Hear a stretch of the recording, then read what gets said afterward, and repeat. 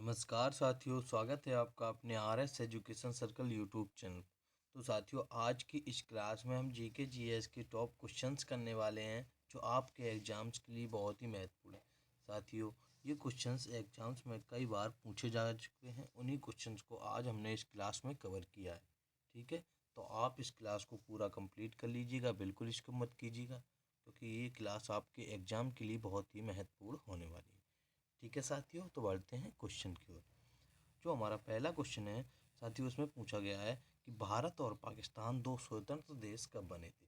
तो साथियों, जो भारत और पाकिस्तान है वह 15 अगस्त 1947 को साथियों दो स्वतंत्र देश बने थे। ठीक है, याद रखेंगे साथियों, 15 अगस्त 1947 को भारत और पाकिस्तान दो स्वतंत्र देश बने थे। ठीक है, याद रखेंगे। यहाँ पर साथियों आपका ऑप्शन ए राइट हो जाएगा, 15 अगस्त 1947।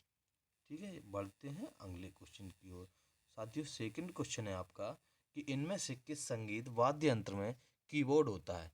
तो साथियों, इनमें ऑप्शन आपको ऑप्शंस देखना है और बताना है कि किस संगीत वाद्य यंत्र में कीबोर्ड होता है। तो आपका साथियों राइट आंसर हो जाएगा हारमोनियम में साथियों कीबोर्ड होता है। ठीक है, याद रखेंगे, हारमोनियम में साथियों कीबोर्ड होता है। ठीक है, यहाँ पर आपका बी ऑप्शन साथियों राइट हो जाएगा, हारमोनियम में बाद कीबोर्ड होता है। क्वेश्चन नंबर 3 है आपका कि तंजौर चित्रकला शैली का उद्गम किस वंश के समय हुआ था। तो साथियों, आप लोगों को बताना है जो तंजौर की चित्रकला शैली है उसका उद्गम किस राजवंश के समय हुआ था। साथियों, आपका इसमें राइट आंसर हो जाएगा चोल वंश के समय चित्रकला तंजौर चित्रकला शैली का उद्गम हुआ था। ठीक है, याद रखेंगे। यहाँ पर आपका सी ऑप्शन साथियों राइट हो जाएगा। तंजौर चित्रकला शैली का जो उद्गम है वह चोल वंश के शासकों के समय हुआ था। ठीक है, यहाँ पर सी ऑप्शन आपका राइट हो जाएगा। बढ़ते हैं अगले क्वेश्चन की। क्वेश्चन नंबर साथियों आपका 4 है कि ईस्टर का त्यौहार किस दिन मनाया जाता है। तो साथियों, जो ईस्टर का त्यौहार है वह आपको बताना है कि किस दिन मनाया जाता है। तो आपका इसमें साथियों राइट आंसर हो जाएगा रविवार को। ठीक है, याद रखेंगे। जो ईस्टर का त्यौहार होता है साथियों वह ईसाइयों का त्यौहार होता है। ठीक है, याद रखेंगे, ईसाइयों का त्यौहार होता है और जो रविवार के दिन मनाया जाता है। ठीक है, याद रखेंगे, रविवार के दिन मनाया जाता है। क्वेश्चन नंबर आपका साथियों 5 है कि निम्न में से लाल बाल पाल से किसका संबंध नहीं है। साथियों, इन ऑप्शंस को आपको देखना है, बताना है कि निम्न में से किसका लाल बाल पाल से संबंध नहीं है। ठीक है, तो आपका इसमें साथियों राइट आंसर हो जाएगा, लाला लाजपत राय को लाल कहते हैं, बाल गंगाधर को बाल और बिपिन चंद्र पाल को पाल। ठीक है, यहाँ पर गोपाल कृष्ण गोखले को लाल बाल पाल से संबंध नहीं है। ठीक है, यहाँ पर आपका साथियों डी ऑप्शन राइट हो जाएगा, गोपाल कृष्ण गोखले का लाल बाल पाल से संबंध नहीं है। साथियों, डी ऑप्शन आपका यहाँ पे राइट हो जाएगा। क्वेश्चन नंबर अगला है आपका साथियों, क्वेश्चन नंबर 6 है कि किस मुगल शासक ने हिंदुओं पर जजिया नमक कर लगाया था। साथियों, किस शासक ने, जो मुगल शासक था, किसने हिंदुओं पर जजिया नमक कर लगाया था। आपका इसमें साथियों राइट आंसर हो जाएगा, औरंगजेब ने हिंदुओं पर जजिया नमक कर लगाया था। ठीक है, याद रखेंगे। यहाँ पर आपका साथियों डी ऑप्शन राइट हो जाएगा। ठीक है, याद रखेंगे, डी ऑप्शन राइट हो जाएगा। क्वेश्चन नंबर 7 है आपका साथियों कि अशोक के शिलालेखों को सर्वप्रथम किसने पढ़ा था। तो साथियों, आपको राइट आंसर बताना है, जो अशोक के शिलालेख हैं उनको सर्वप्रथम जेम्स प्रिंसेप ने पढ़ा था। ठीक है, याद रखेंगे। यहाँ पर आपका साथियों बी ऑप्शन राइट हो जाएगा, जेम्स प्रिंसेप ने अशोक के शिलालेखों को सर्वप्रथम पढ़ा था। क्वेश्चन नंबर 8 है आपका साथियों कि निम्न में से कौन कायांतरित चट्टान है। साथियों, इन ऑप्शंस को आपको देखना है और फिर बताना है कि इनमें से कौन कायांतरित चट्टान है। ठीक है, तो आपका साथियों राइट आंसर हो जाएगा, संगमरमर एक कायांतरित चट्टान है। ठीक है, याद रखेंगे साथियों। यहाँ पर आपका ए ऑप्शन राइट हो जाएगा, संगमरमर जो वह कायांतरित चट्टान है। संगमरमर है जो वह एक कायांतरित चट्टान है। क्वेश्चन नंबर आपका साथियों 9 है कि सौर मंडल में सबसे बड़ा ग्रह कौन सा है।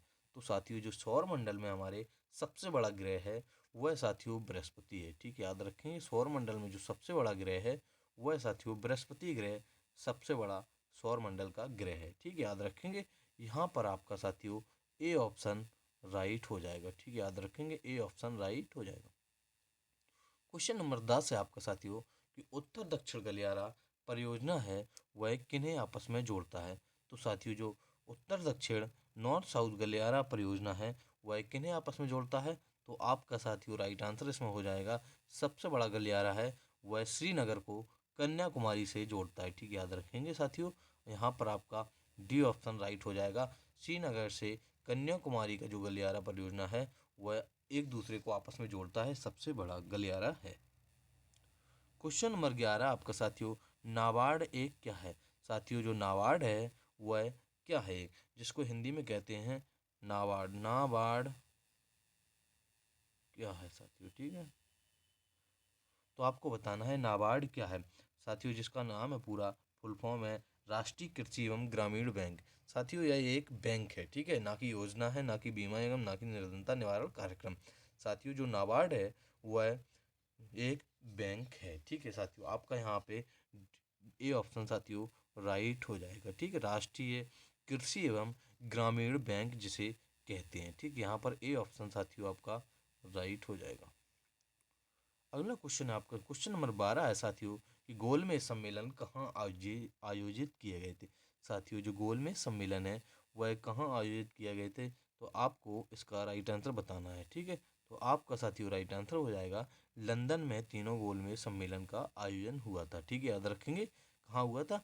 लंदन में साथियों तीनों गोलमेज सम्मेलन का आयोजन हुआ था। यहाँ पर साथियों आपका सी ऑप्शन राइट हो जाएगा। क्वेश्चन नंबर 13 है आपका कि संविधान के किस संशोधन के द्वारा समाजवाद, धर्मनिरपेक्षता, एकता एवं अखंडता शब्द जोड़े गए? साथियों जो संविधान की प्रस्तावना में पहली बार संशोधन हुआ था उसमें ये तीन शब्द जब जोड़े गए थे तो वह किस संविधान संशोधन के द्वारा जोड़े गए थे? साथियों आपका इसमें राइट आंसर हो जाएगा 42वें संविधान संशोधन के द्वारा प्रस्तावना में तीन शब्द जोड़े गए थे। ठीक, क्या क्या जोड़े गए थे साथियों ये भी याद रखेंगे, समाजवाद, धर्मनिरपेक्षता, एकता एवं अखंडता शब्द ये तीन जोड़े गए थे। ठीक, याद रखेंगे। यहाँ पर आपका साथियों ए ऑप्शन राइट हो जाएगा। 42वें संविधान संशोधन में यह तीन शब्द जोड़े गए थे। साथियों ये भी याद रखेंगे जो 42वां संविधान संशोधन हुआ था वह 1976 ईस्वी में हुआ था। ठीक, याद रखेंगे कब हुआ था? 1976 में। क्वेश्चन नंबर 14 आपका साथियों कि भारत के नागरिकों का एक समान सिविल संहिता का उल्लेख है वह किस अनुच्छेद में है? तो साथियों जो एक समान सिविल संहिता का उल्लेख है वह किस अनुच्छेद में है आपको इसका राइट आंसर बताना है। ठीक है, तो साथियों इस क्वेश्चन का राइट आंसर आपको कमेंट बॉक्स में कमेंट करके बताना है किस किस को पता है कि जो नागरिकों का एक समान सिविल संहिता का उल्लेख है किस अनुच्छेद में है। तो साथियों आपको इसको कमेंट बॉक्स में बताना है कि आंसर आपका क्या हो जाएगा। ठीक है, अनुच्छेद 41, 42, 43, 44 इन चार ऑप्शन में आपको देख के बताना है और कमेंट करना है राइट। क्वेश्चन नंबर 15 आपका साथियों कि लाइफ डिवाइन पुस्तक के लेखक कौन है? साथियों जो लाइफ डिवाइन पुस्तक के लेखक हैं वह अरविंद घोष हैं। ठीक है, याद रखेंगे यहाँ पर आपका बी ऑप्शन साथियों राइट हो जाएगा। अरविंद घोष जी लाइफ डिवाइन पुस्तक के लेखक हैं। ठीक है, याद रखेंगे ये भी बी ऑप्शन आपका राइट हो जाएगा। क्वेश्चन नंबर 16 आपका साथियों कि गोबर गैस में मुख्यतः क्या पाया जाता है? साथियों जो गोबर गैस में गैस पाई जाती है वह मीथेन पाई जाती है। ठीक, याद रखेंगे यहाँ पर आपका साथियों ए ऑप्शन राइट हो जाएगा। जो गोबर गैस में मुख्यतः पाया जाता है वह मीथेन पाया जाता है। ठीक है, यहाँ पर ए ऑप्शन साथियों आपका राइट हो जाएगा। क्वेश्चन नंबर 17 आपका साथियों कि प्राकृतिक रबड़ निम्न में से किसका बहुलक है? जो प्राकृतिक रबड़ होती है वह साथियों किसका आइसोप्रीन का बहुलक होता है। ठीक है, ये भी याद रखेंगे साथियों। यहाँ पर आपका सी ऑप्शन राइट हो जाएगा। आइसोप्रीन का जो बहुलक होता है वह साथियों प्राकृतिक रबड़ आइसोप्रीन का बहुलक होता है। ठीक है, यहाँ पर सी ऑप्शन आपका राइट हो जाएगा। क्वेश्चन नंबर 18 आपका कि वर्षा की बूंदें किसके कारण गोलाकार होती हैं? तो साथियों आपको राइट आंसर बताना है इसका कि जो वर्षा की बूंदें होती हैं वह सतही तनाव के कारण साथियों गोलाकार होती है। ठीक है, याद रखेंगे किसके कारण साथियों? सतही तनाव के कारण वर्षा की बूंदें गोलाकार होती है। ठीक है, यहाँ पर ए ऑप्शन आपका साथियों राइट हो जाएगा। सतही तनाव के कारण वर्षा की बूंदें गोलाकार होती हैं। क्वेश्चन नंबर 19 है आपका साथियों कि उत्तर प्रदेश में उर्दू प्रशिक्षण एवं अनुसंधान केंद्र कहाँ स्थित है? साथियों जो उत्तर प्रदेश में उर्दू प्रशिक्षण एवं अनुसंधान केंद्र स्थित है वह लखनऊ में स्थित है। ठीक, याद रखेंगे साथियों कहाँ पर स्थित है? लखनऊ में। उर्दू प्रशिक्षण एवं अनुसंधान केंद्र लखनऊ में स्थित है। ठीक है, यहाँ पर आपका सी ऑप्शन साथियों राइट हो जाएगा, लखनऊ में स्थित है। क्वेश्चन नंबर 20 है आपका साथियों, धुरिया लोक नृत्य कहाँ का लोक नृत्य है? ठीक है, याद रखेंगे साथियों, जो धुरिया लोक नृत्य है वह उत्तर प्रदेश में साथियों बुंदेलखंड का लोक नृत्य है। ठीक है, याद रखेंगे, जो बुंदेलखंड है साथियों उत्तर प्रदेश में, धुरिया लोक नृत्य वहाँ बहुत ही प्रसिद्ध है। ठीक है, याद रखेंगे, यहाँ पर आपका ए ऑप्शन साथियों राइट हो जाएगा, धुरिया लोक नृत्य उत्तर प्रदेश में बुंदेलखंड का लोक नृत्य।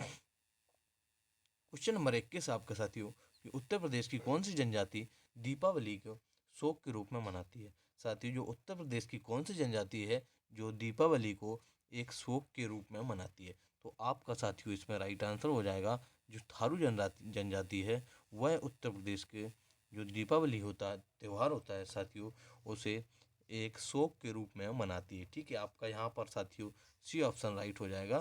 फिर दोबारा सुनेंगे, जो थारू जनजाति है वह साथियों दीपावली को एक शोक के रूप में मनाती है उत्तर प्रदेश में। ठीक है, याद रखें कहाँ है? उत्तर प्रदेश में। क्वेश्चन नंबर 22 आपका साथियों, कि भारत में जीएसटी लागू करने का सुझाव किस समिति ने दिया था? साथियों, जो जीएसटी लागू करने का सुझाव दिया था वह किस समिति ने दिया था भारत में? तो आपका यहाँ पर राइट आंसर हो जाएगा साथियों, विजय केलकर समिति ने जीएसटी को लागू करने का सुझाव दिया था। ठीक है, याद रखेंगे, यहाँ पर आपका ए ऑप्शन साथियों राइट हो जाएगा, जो विजय केलकर समिति थी उसने जीएसटी लागू करने का सुझाव दिया था। क्वेश्चन नंबर 23 आपका साथियों, कि विश्व व्यापार संगठन का मुख्यालय कहाँ स्थित है? साथियों, जो विश्व व्यापार संगठन का मुख्यालय है वह इन ऑप्शन से आपको देख के बताना है कि कहाँ स्थित है। तो आपका साथियों राइट आंसर हो जाएगा, जिनेवा में विश्व व्यापार संगठन WTO का मुख्यालय स्थित है। ठीक है, यहाँ पर आपका डी ऑप्शन साथियों राइट हो जाएगा, WTO का जो हेडक्वार्टर है वह जिनेवा में स्थित है। बढ़ते हैं अगले क्वेश्चन नंबर 24 आपका साथियों, केंद्रीय जूट प्रौद्योगिकी संस्थान किस स्थान पर है? साथियों, जो केंद्रीय जूट प्रौद्योगिकी संस्थान है वह कहाँ पर स्थित है? तो आपको इसका राइट आंसर बताना है। तो साथियों आपका इसका राइट आंसर हो जाएगा, कोलकाता में केंद्रीय जूट प्रौद्योगिकी संस्थान स्थित है। ठीक है, याद रखेंगे, यहाँ पर आपका साथियों बी ऑप्शन राइट हो जाएगा। ठीक है, बी ऑप्शन आपका साथियों राइट हो जाएगा। क्वेश्चन नंबर 25 है आपका साथियों, अंतिम क्वेश्चन है, कि अखिल भारतीय किसान सभा के प्रथम अध्यक्ष कौन थे? साथियों, जो अखिल भारतीय किसान सभा के जो प्रथम अध्यक्ष थे वह स्वामी सहजानंद सरस्वती थे। ठीक है, याद रखेंगे, आपका साथियों यहाँ पर डी ऑप्शन राइट हो जाएगा, सहजानंद सरस्वती साथियों अखिल भारतीय किसान सभा के प्रथम अध्यक्ष थे। ठीक है, यहाँ पर साथियों आपका डी ऑप्शन राइट हो जाएगा। एक क्वेश्चन मैंने आपसे पूछा था कि कमेंट बॉक्स में बताना है कि समान सिविल संहिता का जो उल्लेख है वह किस अनुच्छेद में है। ठीक है साथियों, उस क्वेश्चन का आंसर आपको कमेंट में कमेंट करना है। ठीक है, जो अखिल भारतीय किसान सभा के जो प्रथम अध्यक्ष थे वह साथियों स्वामी सहजानंद सरस्वती थी। ठीक है साथियों, आज की क्लास यहीं पर समाप्त होती हुई, अगर आपको वीडियो अच्छा लगा हो तो वीडियो को लाइक कीजिएगा तथा अपने दोस्तों के पास शेयर कीजिएगा और चैनल को सब्सक्राइब कर लीजिएगा। ठीक है, जिससे आने वाली वीडियो का अपडेट आपको मिलता रहे।